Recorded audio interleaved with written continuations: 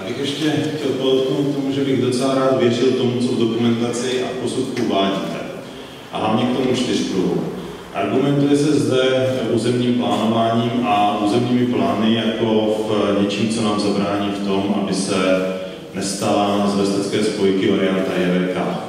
Ale v územním plánu Středočeského kraje, dnes nazývaném zásadě územního rozvoje Středočeského kraje, se dál píše od roku 2011 o čtyřpruhové variantě rychlostní silnice. Nevím teda, proč oznamovatel uvádí, že chce dvoupruhovou variantu silnici druhé třídy, když do vlastního územního plánu si zařazuje čtyřpruhovou variantu rychlostní silnice. A další argument, proč projednáváme silnici druhé třídy? Když propojíme obce, tak přeci máme silnice první třídy, které jsou mezinárodního charakteru a pro dálkovou dopravu. Silnice druhé třídy propojující okresy a silnice třetí třídy propojující obce. Tak proč zde neprojednáváme silnici třetí třídy? Děkuji.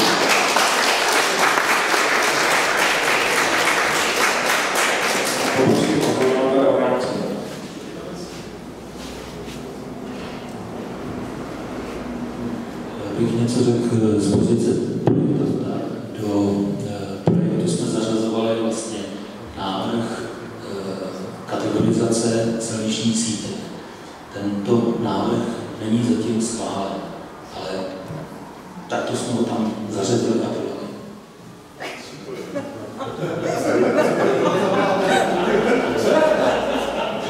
Je to součástí návrhu dokumentace. Návrh zařazení vestecké spojky do silniční sítě. Protože to je nová komunikace. Jako trojka, dvojka, jednička. Dvojka, jako dvojku jsme dělali. Díky významu těch cílů, které spojuje, to je to a jedna, která kapacita. Momentálně vás teďka nevyzvu, protože už jste vystoupil a dozadu jsem hlásila paní, která se za samosprávy.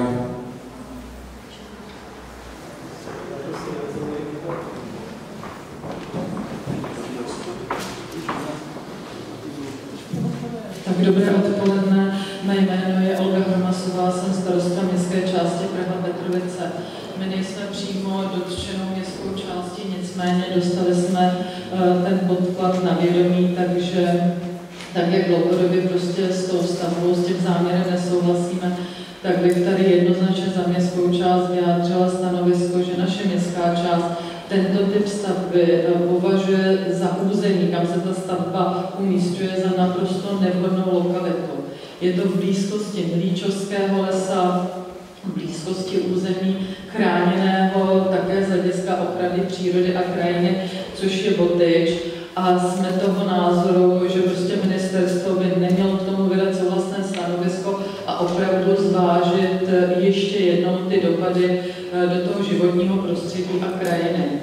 Myslíme si, že realizací téhle stavby by nejenom byla poškozena ta krajina, ale mělo by to nevratný dopad na zdraví občanů, kteří prostě v té přilehlé oblasti bydlí anebo tam tráví i svůj volný čas formou rekreace. Musím říct, že ty argumenty, tak jak tady padají, že to není teďka v územním plánu, ano, souhlasím, nebylo to ani v konceptu, souhlasím. Ale já jsem teď bych uvedla jenom naprosto skutečnost čerstvého charakteru ze včerejška a nechci tím dlouho zdržovat. Naše městská část má projednanou, zpracovanou urbanistickou studii městské části, kdy to bylo zadáváno a ve spolupráci s útvarem rozvoje. Zadáno, projednáno, schváleno, zhotoveno. My na základě tohoto podkladu jsme žádali o změnu územního plánu. A mě naprosto nepochopitelným způsobem včera tahle změna byla smetena ze stolu na základě jenom negativního vyjádření Rady hlavního města Prahy. Pak se tedy ptám skutečně, co platí a co neplatí, když ani takovýto dokument, který byl dosud odsouhlasen, projednán, schválen, pak politické rozhodnutí v Radě hlavního města Prahy, anebo nechci říct ani politické, prostě jakési rozhodnutí, smete všechnu předchozí práci 6 let několik lidí, že za 100 000 korun zotavovaný územně plánovací podklad vlastně ze stolu. Takže nemusíte mi už reagovat těmi argumenty, pane inženýr, jak jste říkal, není to v konceptu. Ten dopis já bych ráda získala kopii, jestli je to možné od paní ředitelky z útvaru rozvoje. Nicméně prostě mám čerstvou zkušenost, že všechno, co platilo, se najednou jedním rozhodnutím a hlasováním může naprosto změnit. Takže za naši městskou část my opravdu cítíme nebezpečí a obavu z toho, že i když dneska se tady prezentuje, že ta komunikace na druhou stranu je nějaká místní, obslužná, má různé úhly, zalomení a tak dále, prostě neutvrzuje to naši městskou část v tom, že to je finální stav a že ta situace se v budoucnu nemůže kdykoliv na základě nějakého hlasování a rozhodnutí z hůry změnit. Nemusíte mi na to reagovat, že ty argumenty už tady zazněly. Děkuji.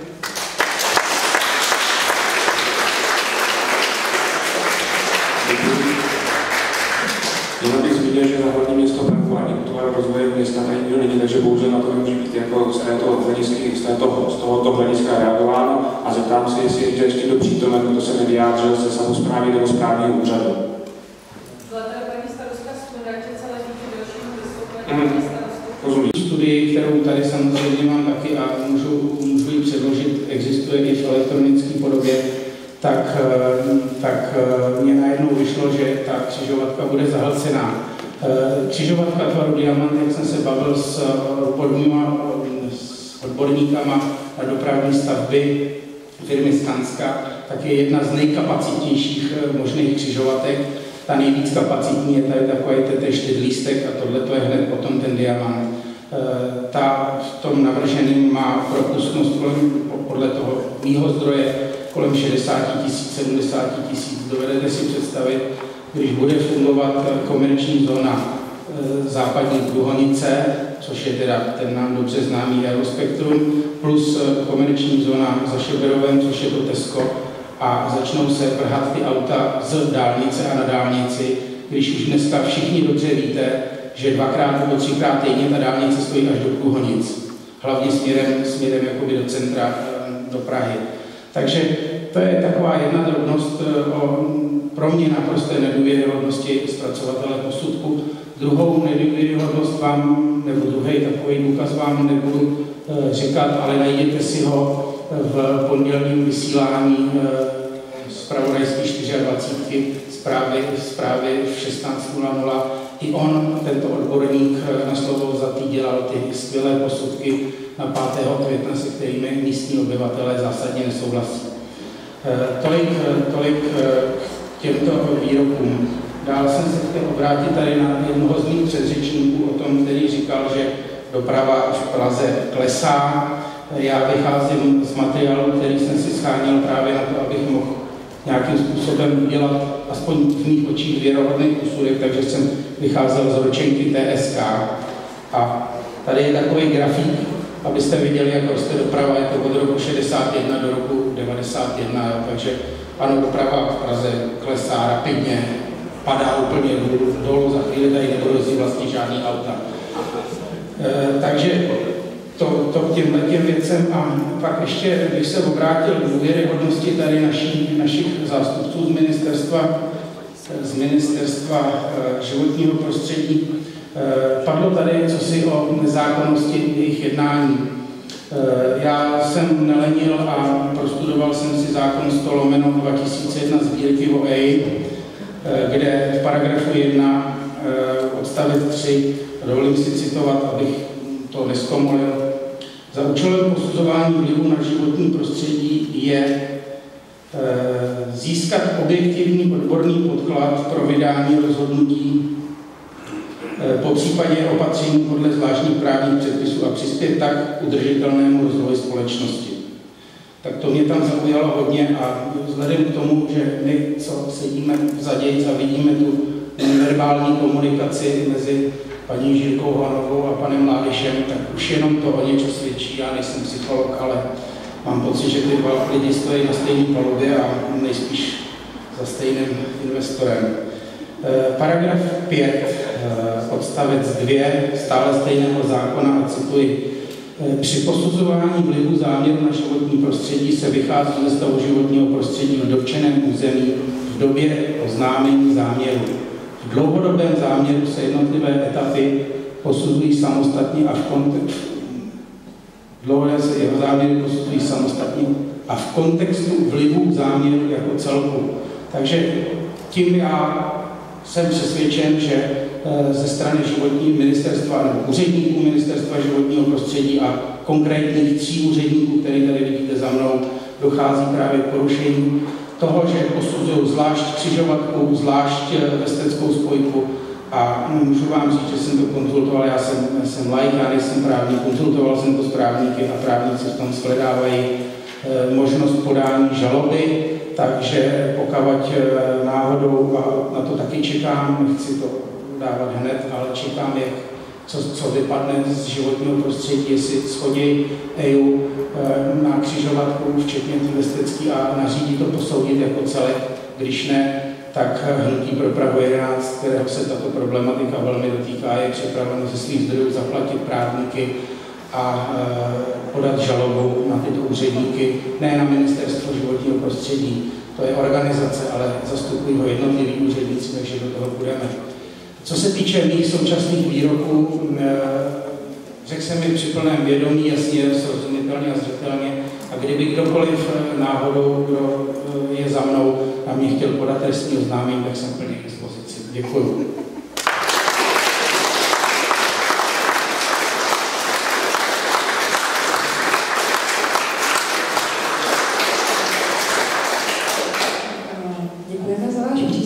Bylo v něm několik napadení, než dostane slovo zpracovatel posudku, dovolte mi za příslušný úřad, protože opravdu i napadení příslušného úřadu je třeba se k němu postavit. Již v roce 2006 Ministerstvo životního prostředí požadovalo předložení jednoho záměru, tedy posouzení dohromady jak exitu, tak vestecké spojky. S ohledem na Vážený pane, nahrávka vám nebude vydána, protože já jsem žádal o tu nahrávku, která byla vytvořena tuším 20. července v Průhonicích a podle mého názoru subjektivního určitě tito podjatí úředníci se oháněli úřadem a jeho vyjádření úřadem na ochranu osobních údajů. Já jsem možná jenom obyčejný chlap, je mi pouhých 47, ale za tu dobu, co si dobře pamatuju z Průhonic a za tu dobu, co jsme tady dneska všichni, tady nezazněl jeden osobní údaj, tady nezaznělo adresa, tady nezaznělo rodné číslo, tady nezaznělo datum narození. Kde jsou, paní inženýrko Hohonová, ty osobní údaje?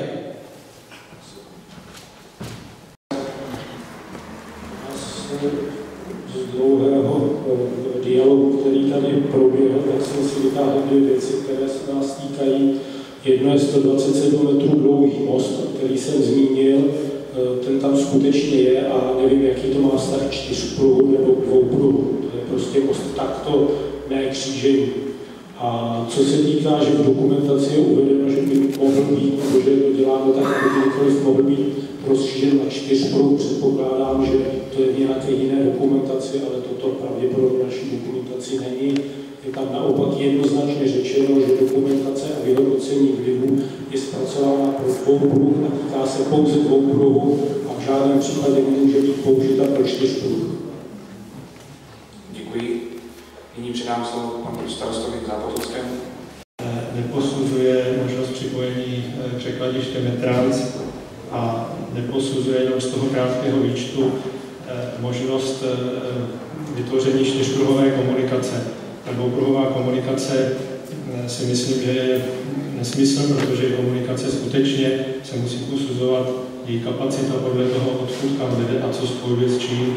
Tato komunikace má spojit dálnici D3 směrem do hlavního města Prahy, čili je nesmysl, aby byla někdy ještě dvoupruhová. Pokud by byla postavená dvoupruhová, bude ucpaná a je to jenom trik prostě na uklidnění lidí. Čili já si myslím, že bude naopak 6pruhová.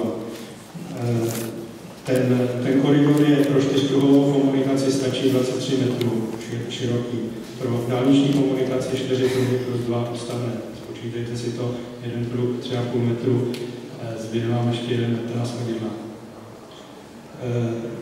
Čili to jsem chtěl říct, že teda ministerstvo porušuje zákon, nezahrnulo všechny záměry, nezahrnulo tu administrativní zónu v Újezdě, nezahrnulo Tesco, nezahrnulo Metrans, nezahrnulo připojení dálnice D3, dostatečně nezahrnulo rozvoj Bydkovic, Benic a tam toho okolí, které se napojuje také na dálnici D1, která už je přetížená.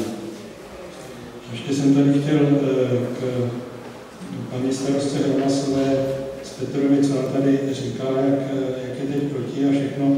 Paní starostko, já jsem byl jediný z Prahy před rokem listopadu na zastupitelstvu Prahy, který požadoval v konceptu územního plánu zrušit Metrans. Metrans se naopak rozšiřuje a samozřejmě vytváří obrovský tlak, nebo bude vytvářet obrovský tlak, aby kamiony jezdily Novou Petrovickou a Jižním městem kolem Lesoparku. Vy jste tam nebyla, vy s tím rozšiřováním toho překladiště tiše souhlasíte. Byl jsem tam jediný, který žádal o změnu územního plánu, aby se vyjmula křižovatka Exit 4 z územního plánu a Lestecká spojka. Vy jste tam opět nebyla, nepožádala jste za celou dobu, co jste ve funkci o vyjmutí z územního plánu těchto nebezpečných staveb. Na Novopetrovické vzniká tankodrom, staví se tam další za Petrovicemi návorové město, Central Group, staví se tam další bytovky, které jsou rozestavěné. Všechna ta doprava prostě pojede po Novopetrovické Lesoparku a bude si vynucovat propojení křižovatky Exit 4 přes Dobrou vodu kolem Třesnic a kolem Petrovic. Čili já si myslím, že vaše vyjádření není upřímné, je to v podstatě pokrytectví.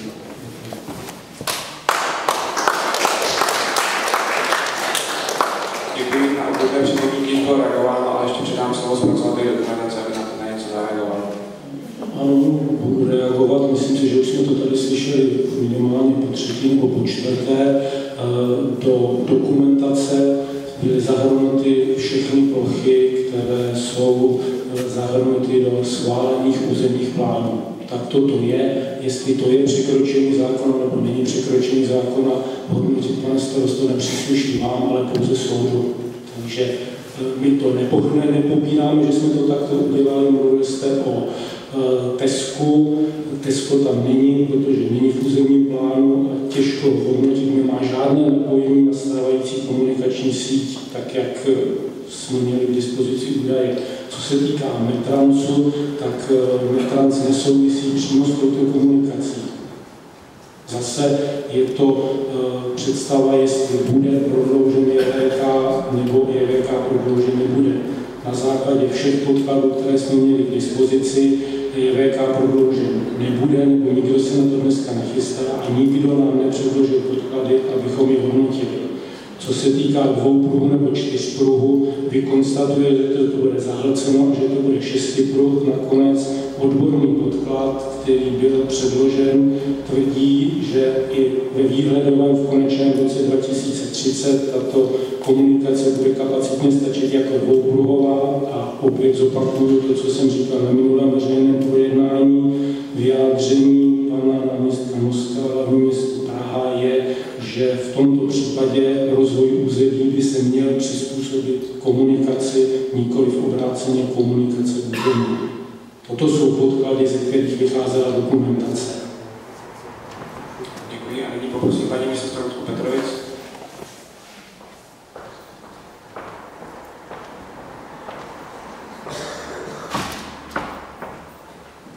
Já se omlouvám, tohle vůbec tady nesouvisí s tématem, nicméně považuji za nutné na to reagovat.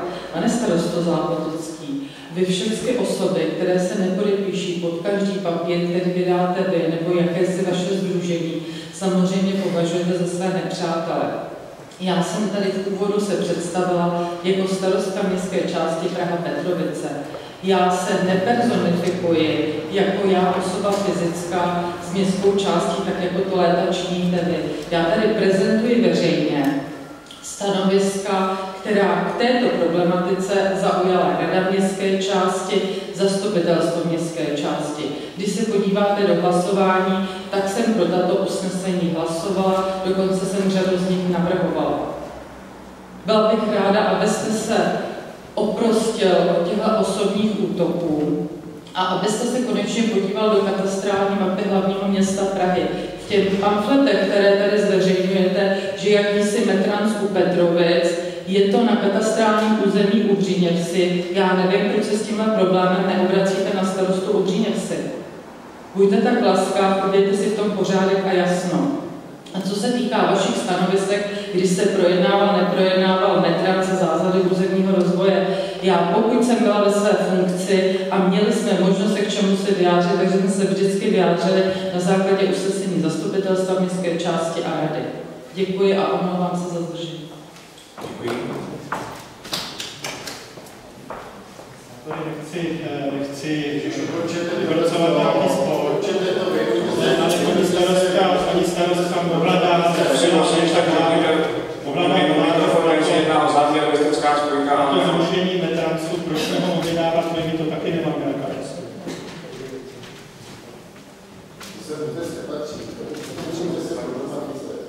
Poprosím pána tam zároveň poslední řadě v povolaném světu.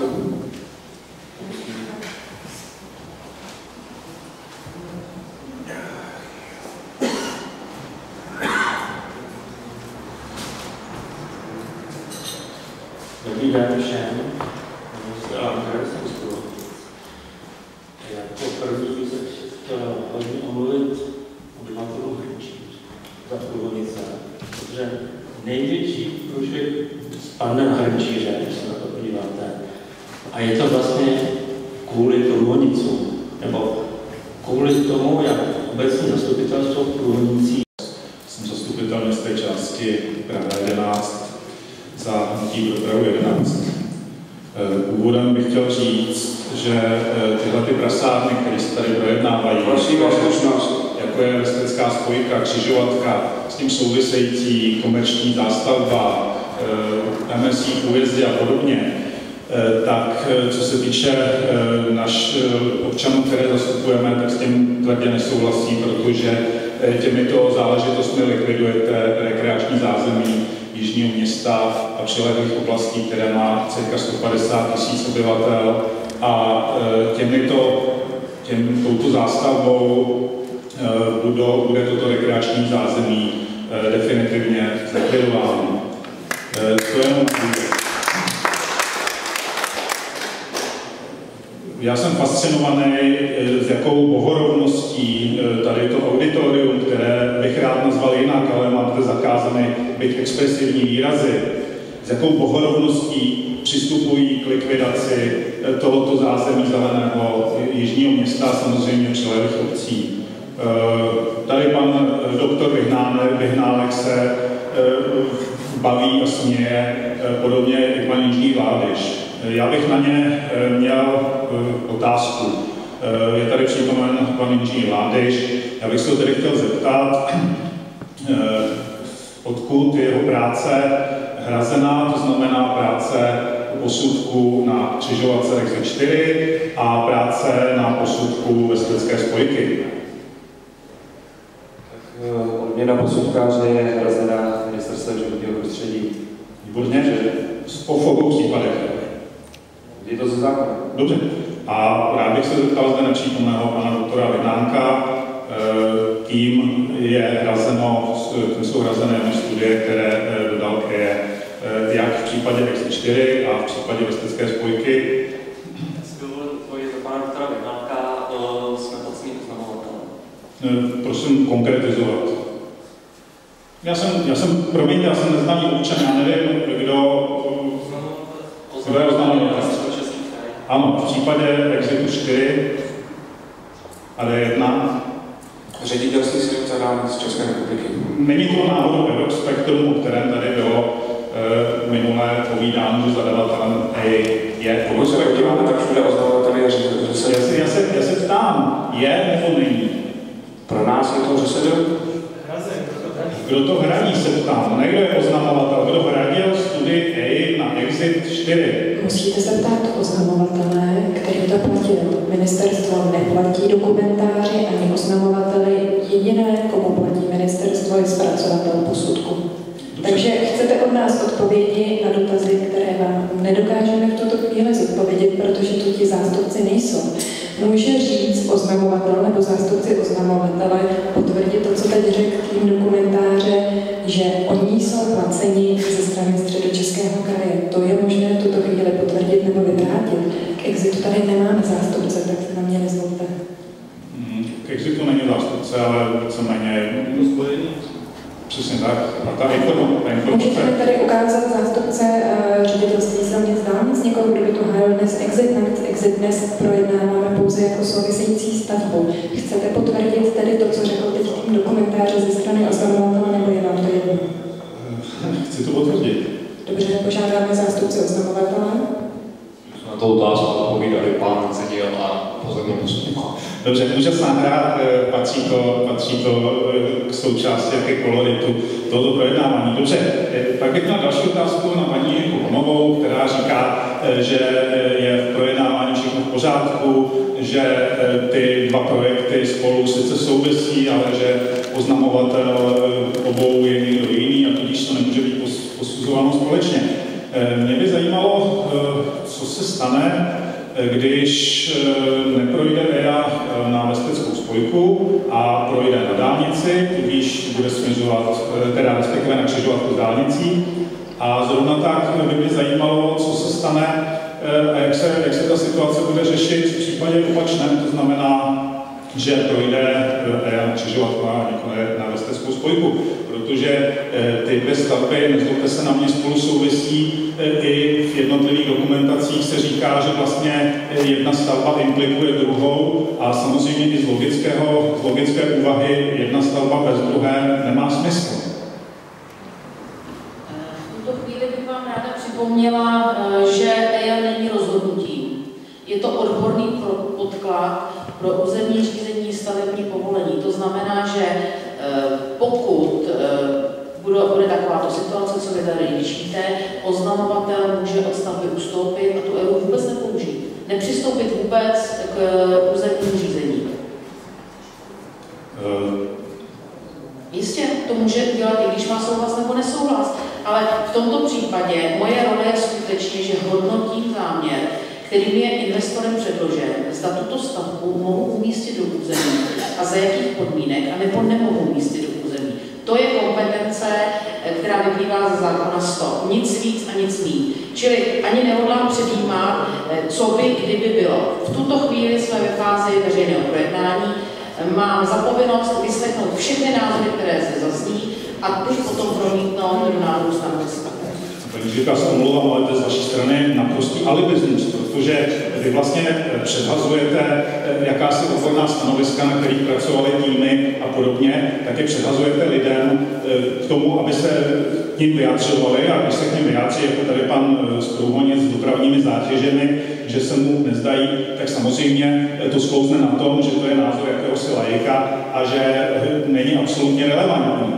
To nikdo tady neřekl. Já jsem toto neslyšela. Já odpovídal zpracovatel dokumentace, který tato čísla v dokumentaci uvádí. Paní Žilko, nezažívám první EIA a nezažívám první územní řízení, takže jenom predikuju to, jak to dopadne.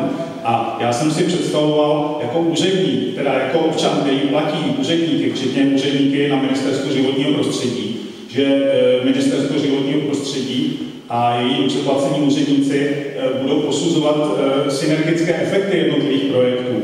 Ne, že dopustí prostě tu salámovou metodu a že budou posuzovat víceméně to, co jim přijde na stůl. Proč nejsou obě dvě záležitosti křižovatka, Vestecká spojka projednávány a posuzovány ve variantách?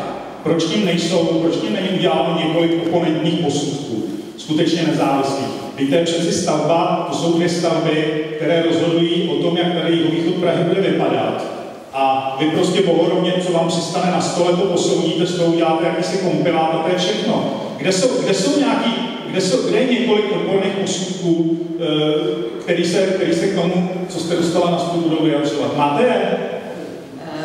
Já vycházím ze zákona 100 a já ho musím, pane zastupiteli, dodržovat. A vy jistě jako zastupitel víte, že se musíme řídit zákony této země.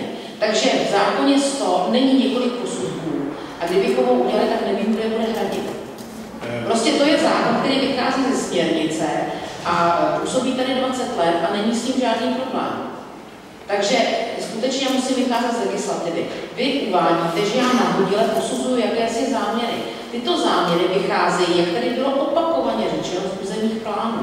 V tom územním pláně vzůrce, řekl to tady oznamovatel, představitelé kraje, že Bestecká spojka je v územním plánu vedena jako veřejně prospěšná stavba. Na základě toho byla zpracována oznámení a dokumentace a tento záměr je předložen a my ho hodnotíme podle zákona 100. Já říkám, že to je čirý alibismus a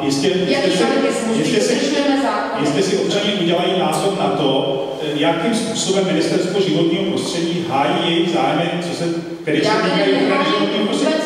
Proč Ministerstvo životního prostředí, když, co mě napadne, neiniciovalo zákon, protože tohle není jediná kontroverzní EIA, která takovýmto způsobem probíhá, kde jsou víceméně občané šikanováni k tomu, aby si oni platili jakési odborné protiposudky, aby se oni za svoje peníze museli hájet proti tomu, co je prostě nabízí Ministerstvo životního prostředí. Když je to naprosto zrůdný proces. Vy říkáte, že Ministerstvo životního prostředí nemá na oponentní posudky peníze a občané, pokud se chtějí bránit, tak aby jejich názory byly relevantní, tak by skutečně museli předložit oponentní posudky nebo nějakou vlastní hlukovou studii nebo něco podobného, kterou by si nechali vypracovat za svoje peníze. To je prostě neudržitelná situace, kterou je potřeba změnit. Jinak toto projednávání EIA prostě nemá vůbec žádný smysl.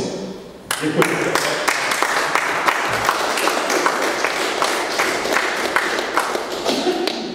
Nebudu na to reagovat, všechno bylo tady řečeno na tomto tématu.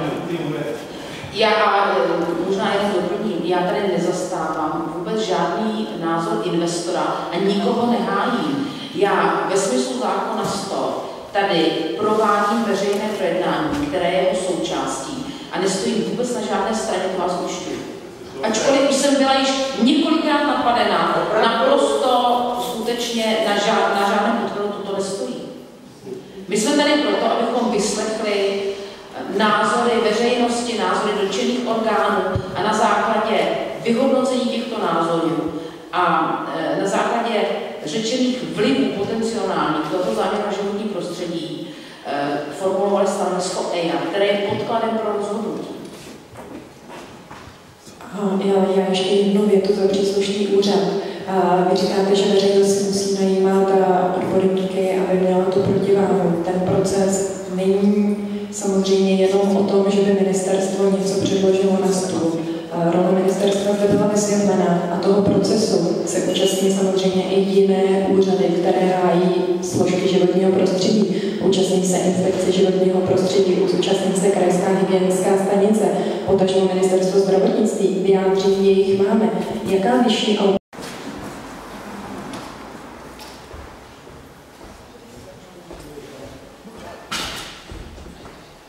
Já se jmenuji Jarošek, trošku se domluvám, protože pracovní týdnu jsem trošku unavený, a že tady takhle sleduju, takže napadají nějaké myšlenky a možná to nemůžu. Takže jsem zmatený, nic o tom nevím. A teď tady poslouchám vás, koukám se na vás. Je to docela zajímavé. Líbí se mi tady dvojice. Vy jste tady oznamovatel z toho Středočeského kraje. Zástupce. Ratovi koníci. No, děkuju, omlouvám se, zadu jsem to neviděl, nechtěl jsem vám to vychodit. Na nějaký věci se jako vždycky usmíváte, tak k tomu já mám takový ten pocit, jako vy máte slušnost takový k těm lidem. Jako tady se ozývají věci, které taky nejsou hezky z té druhé strany, to je taky lidi. Ale z celého toho procesu, který taky neznám, omlouvám se vám, protože lidi prostě do toho nemají ani šanci zasáhnout. Jo, jsou tady prostě nějaký skupinky, na to mají čas, věnují se tomu, lidi se prostě nemůžou do toho zapojit. Já jsem dneska přišel, nerozumím tomu, musel bych hledět prostě zákony ve stavebním, o EIA, já já nevím, v jakým dalším, možná něco o dopravě. Ale teďka z toho nabývám takový pocit, že vlastně někdo tam oznamovatel na základě nějakého podnětu, možná mě doplňte, jak to vzniklo, chce postavit nějakou silnici. Nevím, z jakého, teda, jako, asi to schválil v územním plánu, lidi asi s tím souhlasejí, když samosprávy tady říkají, že to nechtějí, to je takový zvláštní. Tak, a potom teda dojde nějaký ten návrh jakoby od zadavatele, který si nechá vodníku zpracovat posudek, kde může být jedna varianta s nějakýma parametrama, nějakých určitých podmínek měření, cokoliv prostě nějak popsanýho, věřím, že to je na základě nějakých norem, které prostě jsou taky nějakým způsobem nastavený. Norma prostě nikdy nepobere 100% všech nějakých variant. Vy dostanete nějaký posudek a vaším úkolem je se k němu vyjádřit. A tady já jsem z toho pochopil, že je požadovaný, aby vy jste do toho aktivně vstoupili a řídili vůbec celý ten proces toho dopadu. A to já mám pocit, že jako vůbec tady se neděje. Prostě tady je jenom... Omlouvám se, nerozumím tomu, proto jsem tady se vás zeptal. Vy ten zákon opravdu neznáte, já bych vám musela vysvětlit zákonné kroky procesu EIA. Ale na to tady nemáme čas, a ani to není cílem dnešního jednání. Já tady aspoň za neznalýho prostě vám tady chci říct ten svůj pocit z té diskuze. Jo. Takže já z toho nabývám pocit, že prostě je předložený od zadavatele nějaký záměr, prostě v nějakých podmínkách se vypracuje nějaká analýza, nějaký návrhy řešení té situace, vy to dostanete a řeknete prostě to, co nám bylo předložené, dobrý, to vyhovuje jakoby těm podmínkám.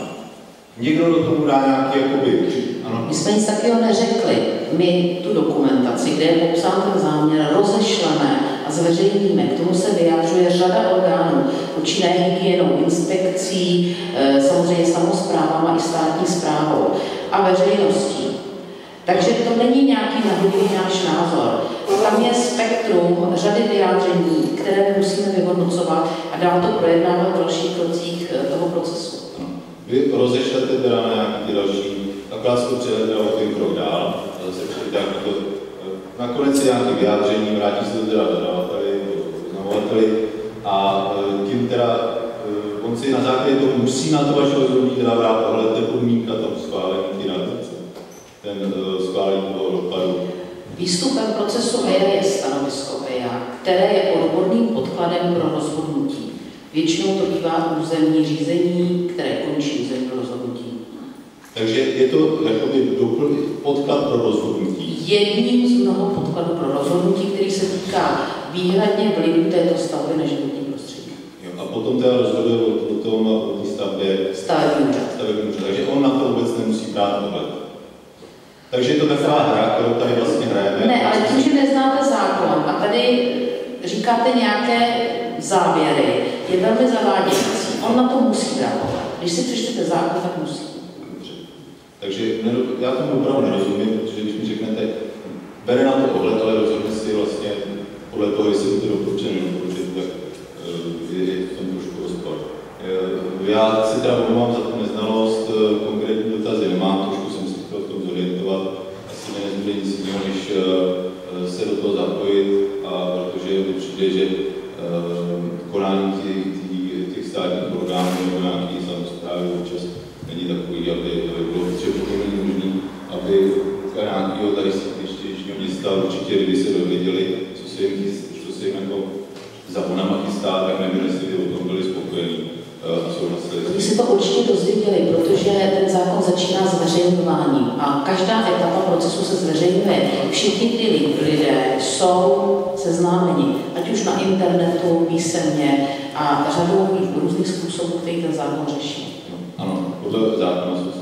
Já jenom doplním, ten proces je projednáván od roku 2006 a obdrželi jsme v té věci několik desítek vyjádření ze strany veřejnosti, několik petic, ať už pro nebo proti. To je důkazem, že alespoň část veřejnosti o tomto záměru ví. Není to úplně teď, že přichází někdo s nějakým novým záměrem. To, že je stabilizován v územním plánu, znamená, že někdy byl projednáván, že o něm zastupitelstva rozhodovaly, dávaly ty připomínky. To, že od roku 2006 probíhaly určité dokumenty, to není první krok, který se v rámci procesu EIA děje. A vemte si, že proces EIA je přístupný široké veřejnosti. Široké veřejnosti vy můžete přijít s tím, že neznáte proces. Snažíme se vám to vysvětlit, vyslecháváme i ostatní účastníky, kteří k tomu mají své připomínky. Po oznámení následovala dokumentace, opět byla zveřejněna, opět se mohli všichni vyjádřit. K posudku oponentnímu, který měl říct, jestli data byla relevantní, opět to samé. Dnes jsme na veřejném projednání, opět má každý možnost se vyjádřit. V povolujícím řízení se s vámi toto neděje. Já myslím, že exkluzivita toho procesu EIA právě spočívá v tom, že je otevřené široké veřejnosti. A výstupy z toho procesu EIA jsou procesně závazné. Ten povolující úřad bez výstupu z procesu EIA nemůže to povolující rozhodnutí vydat. A podmínky z výstupu procesu EIA on je povinen zohlednit. Ale můžeme rozhodnout pro, i když jako, ať se tam děje, co je tam napsané, že prostě bude 100 decibel, ne 60, že prostě bude porušená norma, tak jako může rozhodnout pro. Rozhodnutí povolujícího úřadu je opravdu správným rozhodnutím a se rozhoduje na základě více podkladů, několika. Toto je jeden z mnoha, který hodnotí vlivy na životní prostředí. Dobře, tak děkuji za vysvětlení, já už nebudu zdržovat. A možná proč mě jakoby, jsem vůbec přišel, já teda s dítětem ráno vylezu na metru hájem, kde ho vedu před tou 8 hodinou do školy Míčů. A prostě nestačí se divit, jak je tam kravál. Laicky, bez ohledu na, jestli tam 50 decibel nebo 40. Když si představím, že tam ještě bude vzadu nějaká silnice a ještě přivede to další dopravu k hranici prostě toho města a bude to stoupat do toho svahu, tak si to prostě, je to zhoršení podmínek lidí v tom městě. Ať si bez ohledu na nějaké analýzy a vykládání objektivně, neobjektivně, prostě říkáme, jak to člověk cítí. Děkuju. Děkujeme za vaši připomínku a teď paní Bílá, ještě nevystupovala, promiňte, pane starosto, ať se dostane na všechno, tak samozřejmě dostanete tak, jak se. Dobrý večer, já jsem Čínová a jsem Šeberová z Číž a zastupuju tady 12 našich petentů, to znamená lidí, kteří podepsali petici proti Vesnické spojice, proti exitu a proti hypermarketům. A ráda bych trošku odbočila od těch čísel a od studií a zmínila bych se o atmosféře, ve které je tady celá tato záležitost projednána s veřejností. Takže já bych přečetla naše prohlášení, myslím si, že to tady konečně mělo zaznít. Protestujeme proti tvrzení dokumentace EIA, že tyto stavby byly dostatečně projednány s veřejností a není prý proto žádný důvod je přehodnocovat a zpochybňovat. Není to pravda a autoři posudku evidentně nevědí o bezpráví v našem regionu. Veřejnosti je totiž účast na zmíněném projednávání trvalé znemožňována. O Vesnické spojice se od počátku rozhoduje bez lidí a proti lidem, a to už od chvíle, kdy byla proti zájmu i vůli veřejnosti zapsána mezi veřejně prospěšné stavby, což po celou dobu procesu za náš petiční výbor napadáme. Vesnická spojka není veřejně prospěšnou stavbou. Proti Vesnické spojce a proti JVK už bylo shromážděno přes 40 000 podpisů. Jak ve Vesci, tak v Újezdu, tak u nás v Šeberově, Vesnické spojce proti vší logice a proti všem pravidlům nikdy neproběhla rovnoprávná a svobodná veřejná diskuze. Nebylo u nás jediné veřejné shromáždění, kde by se o spojce bez omezení diskutovalo, kde by se lidé mohli zeptat na to, co je zajímá, kde by byl okomentován projekt a kde by se prezentovaly alternativy. Je potřeba, aby tady promluvili odborníci z řad odpůrců i zastánců spojky, to se nestalo. Do rozhodování o Vesnické spojce v podstatě nebyli občané zapojení, i když právě jich jediných se spojka dotýká a je má spojka poškodit. Názory našich občanů nejsou brány vážně, petice nejsou vyslyšeny a lidé jsou permanentně umlčováni. Starostové Újezdu.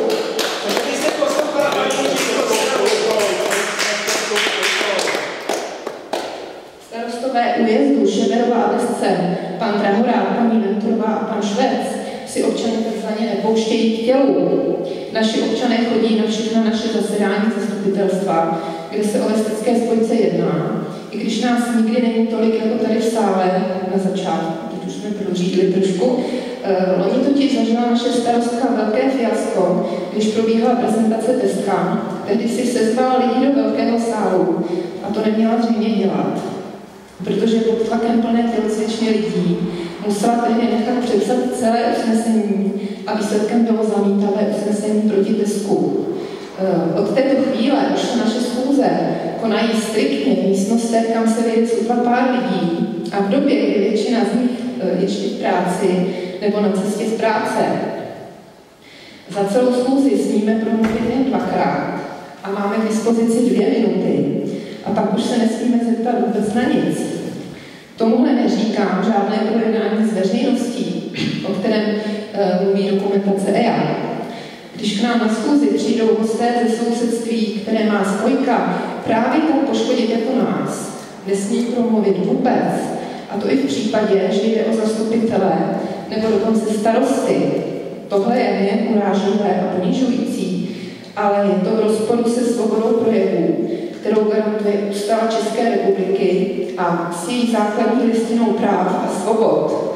A podle Ministerstva vnitra, které jsme požádali o názor, dochází všedobě tímto odmítnutím vstřícné komunikace s orgány jiných obcí k porušování dobré a demokratické správy a fungování státu. Na zasedáních našeho zastupitelstva pokaždé připomeneme naší petici. Já tady mám petici z újezdu i petici od nás. U nás jsme se sbírali 12 podpisů, v újezdu 1100.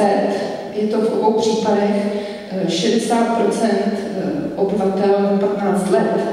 Žádáme na schůzích i o referendum.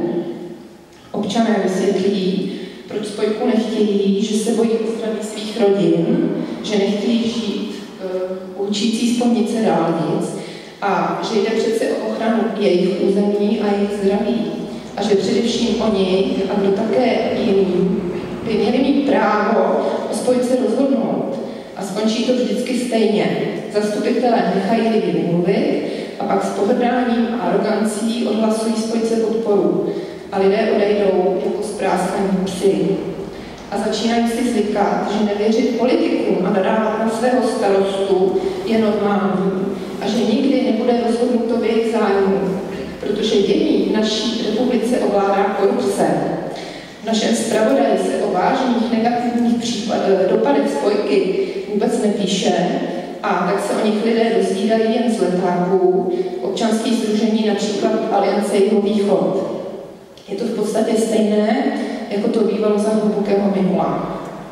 Já bych chtěla závěrem znovu zopakovat, že v dokumentaci EIA je obsaženo nepravdivé tvrzení, že záměr Vestecká spojka byl řádně projednán s veřejností.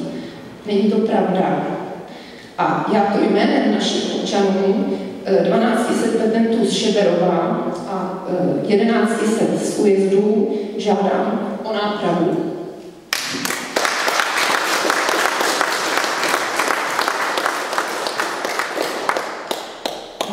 Děkujeme za váš příspěvek. Předpokládám, že zástupce samosprávy ze jmenovaných městských částí tady asi nebo obcí.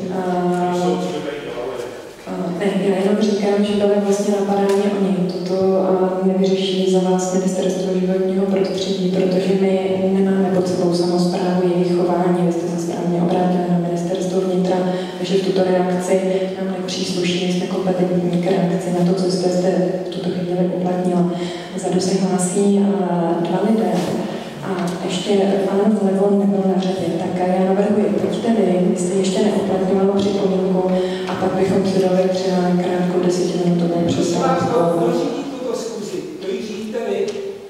Řídí Ministerstvo životního prostředí. Máme předsedající, tak ať to řídí.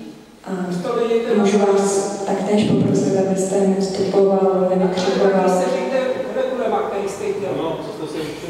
Ano, řídí kolega, ale celé Ministerstvo životního prostředí je oprávněno řídit toto veřejné projednání.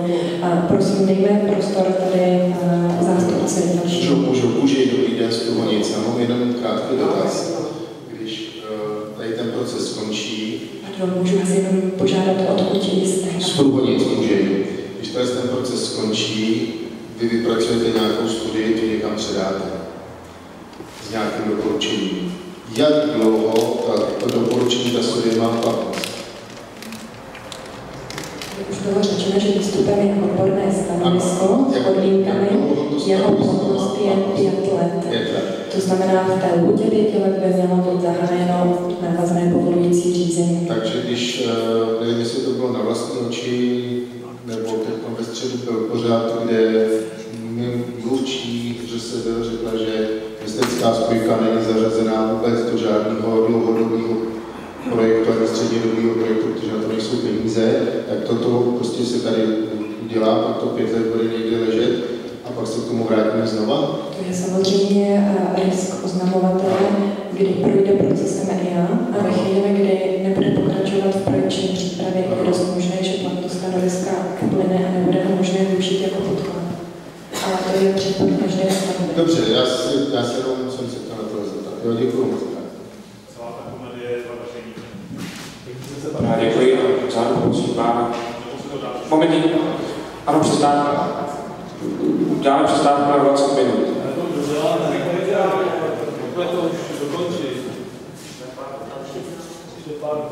Chci reagovat na ty hlavná poznámka.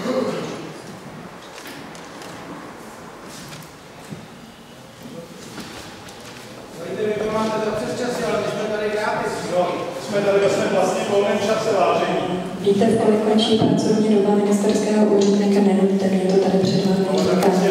Žádné přesčasy ministerstvo neproplácí. Prosím, buďme tolerantní vůči sobě a dejme si tu krátkou přestávku. Děkuji.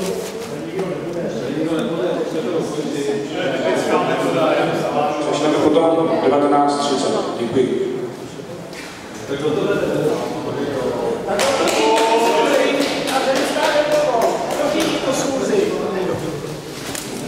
Schůzi řídí ministerstvo.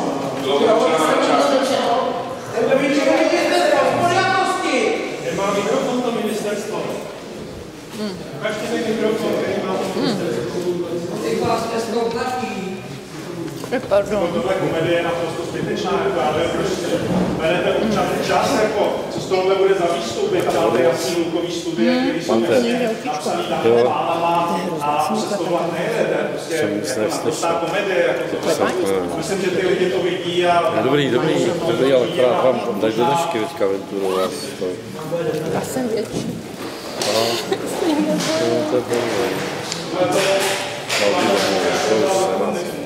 To je ještě mám jeden postřejší. Tam ona oni za vás nebudou řešit naše problémy. Se musím řešit. Vy už teda máte volební lístky? Nemáte? Vůbec ani nevím kandidáty, to z nás do senátu.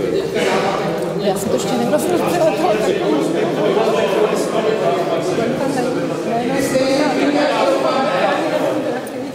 Zase senátor, je chodí nějaký materiál senátor, nějaký ODSák, ale teď úplně tři problémy. Jsem si dokonce přečil. Vůbec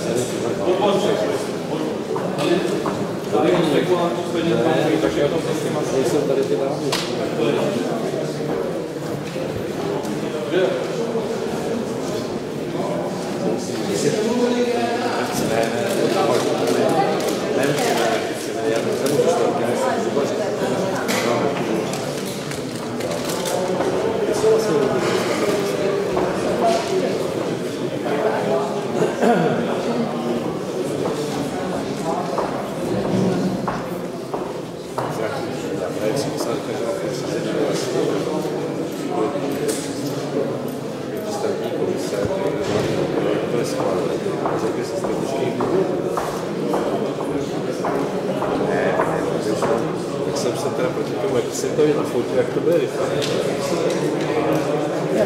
Ten dotaz zhruba dokumentaci na křižovatku jste tady všichni dělali, jakože nevíte. Přitom paní inženýrka Holová byla na minulém jednání v Rohonicích, kde pan inženýr Salichar z ředitelství silnic a dálnic řekl, že to platí soukromá firma. A my jsme si žádali na ředitelství silnic a dálnic smlouvu s touto soukromou firmou. Je to firma Eurospektrum. A ta smlouva předpokládá, že Eurospektrum zpracuje veškerou dokumentaci, zaplatí a ještě pro ŘSD zajistí a projedná výkupy pozemků pro tu křižovatku a pro to připojení západní komerční zóny. A na závěr, pokud bude vydáno územní rozhodnutí, tak to ŘSD z veřejných prostředků zpátky uhradí. Čili ŘSD z veřejných prostředků z našich daní bude platit projektovou dokumentaci, která má sloužit převážně firmě Eurospektrum a okolním dalším firmám, které tam skoupily pozemky. To je v té smlouvě dokonce přesně napsáno, že to vypracují ještě pro potřeby Teska a dalších společností, které tam mají pozemky. Čili překvapuje, že jste tady dali jako neznalí a že nevíte, že to platí Eurospektrum. Pane starosto, já bych jenom poprosila, můžu se věnovat Vestecké spojce a dotazů na vliv na životní prostředí, opustíme prosím finanční stránku. Děkuji. To není jenom finanční stránka, tady chci dokázat, že to neslouží vůbec veřejnosti, to slouží soukromým subjektům. To asi z té smlouvy vyplývá. Proč to platí soukromá firma teda tu křižovatku? Proč to neplatí ten stát? Pane starosto, prosím, Vesteckou spojku. Vestecká spojka pustí do křižovatky. Vestecká spojka nemůže existovat. To související stavba a vlivy byly posouzeny. Pojďme prosím. Nemůže končit v polích Vestecká spojka, není to související stavba. Je to stále ten problém, že to dělíte na dvě části sálovou metodou. Další. Já jsem se chtěl zeptat. Děkuji, že mě necháte. Chtěl jsem se zeptat, paní inženýrky Honové, to, že je stavba v souladu s územním plánem, je to relevantní pro hodnocení vlivu stavby na životní prostředí? Je to nezbytná součást, to, co mi předepisuje zákon, mít toto vyjádření. I pokud by nebyla, nebo ta stavba by v té další etapě již nebyla v souladu s územním plánem, tak ji nemůže investor postavit. A já hodnotím skutečně ryze vlivy této stavby na jednotlivé složky životního prostředí. To je věc oznamovatele a investora, zda má stavbu v souladu s územním plánem. Pokud nemá, tak to prostě nemůže postavit. Jako ten problém jeho. To není odpověď na otázku. Není to relevantní vůbec. Protože máte... Není relevantní, že provádíme EIA na stavbu v souladu s územním plánem? Není relevantní, jestli je nebo není v územním plánu. Vy máte posoudit vliv na životní prostředí bez ohledu na to, jestli je to v územním plánu nebo není. To je riziko toho oznamovatele nebo toho zpracovatele dokumentace. Ale to já neříkám, že to tak není. Vy jste to tady stále říkala jako jeden z základních předpokladů toho, že... Tak to má být. První je územní plán, ale jsou samozřejmě stavby, které investoři předkládají a nemají je v souladu s územním plánem. A přesto my je posoudíme s tím, že to je skutečně problém investora. Ale ideální je, aby první byl schválen územní plán, tam byly nějaké koridory a potom z toho ten investor vychází a předkládá tu stavbu. Je to požadavek MMR. Takže závěr je ten, že množství exhalací a hluk nezávisí na tom, jestli je stavba v územním plánu nebo není. To mi asi rád zapravdu. Já si to teď nepochopila, jaký závěr jsem dělala. Že to není relevantní údaj pro hodnocení vlivu na životní prostředí, jestli je nebo není v územním plánu. Souhlasíte s tím? Není to relevantní? Jedna věc je územní plán, druhá věc je hodnocení vlivu této stavby na jednotlivé stavby. Takže jsou to dvě věci, které jsou to dvě věci, ale jsou požadovány v podkladech pro hodnocení, takže jsou nezbytné. Obě věci. To hodnocení na tom nezávisí. Já nebudu předjímat nějaké výsledky hodnocení, to vyjde ve stanovisku. No ale počet aut nevychází, nemůže být, nebo exhalace z toho, jestli je nebo není stavba v územním plánu. To je prostě administrativní dokument a není to vůbec jako věc technická. Dobře, to vy konstatujete, já tomu naslouchám a nechtějte na mě souhlasy. Vy potom říkáte, že já jsem s někým propojená. Já mám tady za cíl a úkol vyslechnout názory všech přítomných, ať už to jsou samosprávy, státní správa a veřejnosti. Takže já to činím. Vy nemáte jenom vyslechnout, vy máte zodpovědět dotazy taky. Já jsem vám všechno zodpověděla tomu dotazu. Vy jste mi neřekla jasně, jestli je relevantní existence stavby v územním plánu pro vyhodnocení stavby na životní prostředí. To jste mi řekla. Já jsem vám k tomu zodpověděla všechno, co jsem věděla. Pokračujte v dalších dotazech, které tady ještě nezazněly. Já si myslím, že to je jasné, že to není relevantní. A další tady bude teda další údaj, že stavba je veřejně prospěšná.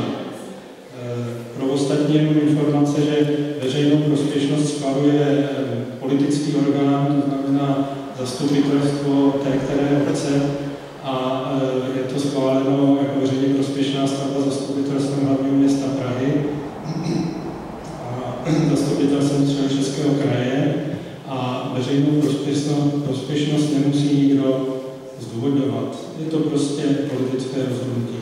Čili já bych vás chtěl poprosit o další zodpovězení, jestli je nebo není pro hodnocení vlivu stavby na životní prostředí relevantní, zda je stavba vyhlášena jako veřejně prospěšná. To na jednotlivé složky životního prostředí vliv nemá. Tak jsem se chtěl zeptat, tady jsme prokázali, že tam není zahrnuto spousta vlivů, především Tesco, možnost čtyřpruhové komunikace, což je podle zákona povinnost vyhodnotit vše na nejhorší situaci. Já jsem to tady říkal. Neodpovídali jste na to. Já se chci zeptat, co s tím uděláte, protože ty zátěže jsou zhruba třetinové, než by byly ve skutečnosti. A tím pádem samozřejmě jsou třetinové emise, třetinové hlady. Poprosím znova zpracovatele dokumentace. Už jsem to jednou opakoval, v dokumentaci jsou zahrnuty, nebo v dopravně inženýrských podkladech jsou zahrnuty záměry, které jsou ve schválených územních plánech. To je špatně. Ale špatně. Já nevím, jestli to špatně, prostě tak to je. Ale známo je, kolik budete zkoumit parkovacích míst, ví se, kolik je obrátkového stauta na jedno parkovací místo, jste povinný vyhodnotit nejhorší možný stav. Tesco asi neustoupí od toho svého záběru, které vznikne křižovatka. Vy nás máte chránit. Nemám vám k tomu co říct. Říkal jsem už minule, že tam je možná zastavění dalších pruhů, které dneska ještě nevíme. Já tvrdím, že v tomto porušujete zákon. Dobře, to jsme tvrdili už několikrát, já jsem vám řekl, jaké záměry jsou zahrnuty v dopravně inženýrských podkladech. Víc vám neodpovím. Vy jste ty podklady podhodnotili tím, že jste spoustu záměrů nezahrnuli a tím pádem v podstatě podvádíte lidi a děláte protizákonnou činnost ve prospěch těch investorů. Dobře, ale já vám k tomu víc neřeknu. Takto jsou zpracované dopravní inženýrské podklady.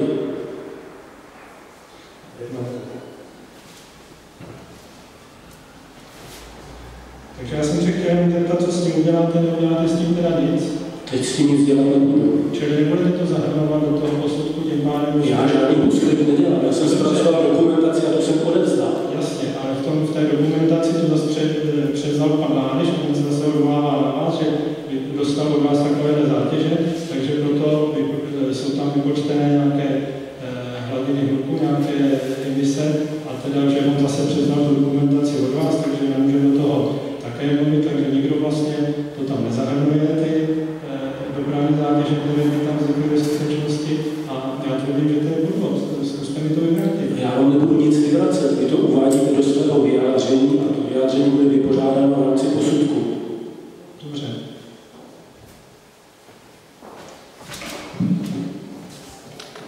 Děkuji, přistupte do sebe. A opět tady poprosím o nové dotazy, připomínky. Přírodová petiční výbor Šiberov, já mám dotaz k tomu, jakým způsobem byly vypořádány některé připomínky. To vypořádání má přes 200 stránek.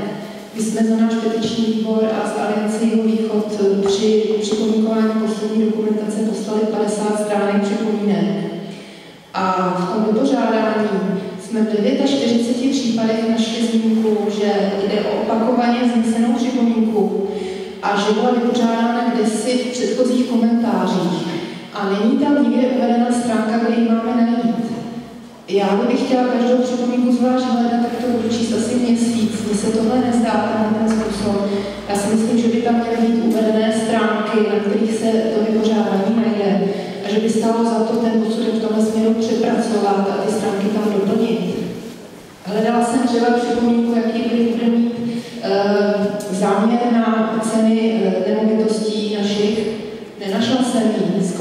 přijde, že je to úmyslné. Děkuji. Děkuji a předávám slovo zpracovatelé posudku. Já vás plně chápu, že jste třeba hledali u vás konkrétně tyto připomínky vypořádány, ale je potřeba, co říkal tady na začátku. Ty připomínky zrovna tak jako na to veřejném projednání leckdy byly úplně převzaty z jiného vypořádání nebo z jiných prioritních připomínatelů. Prostě to bylo úplně stejné slovo se a tak dále. Ten posudek už takhle měl 300 stran. Pokud bychom měli, tak jak byste to chtěla, že ke každému bychom měli opakovat to, co už jsme jednou, tak se ten posudek na 600 stran. Stránku uvést, pouze stránku. No, to je právě problém, protože ono v těch 300 stránkách, když už se potom máte orientovat a teď do toho samozřejmě to nepíše jeden člověk, to není v lidských silách, protože zrovna tak jako vy na to máte 30 dní, tak vy na to zákona máme taky omezený časový prostor, čili my v tom časovém prostoru se s tím musíme nějakým způsobem porovnat a vypořádat. Čili jsme se odkazovali na vzor třeba jedna, nebo na konkrétního, je to tam tak napsáno. Můžeme se ještě podívat. Vždycky ne, u těch našich připomínek ne. Jako, já se nechci teď přijít, museli byste tam jít, je to klidně možný, protože zase říkám, v tom kvantu, který tady máte k dispozici a máte na to nějaký časový prostor, je to velmi obtížné.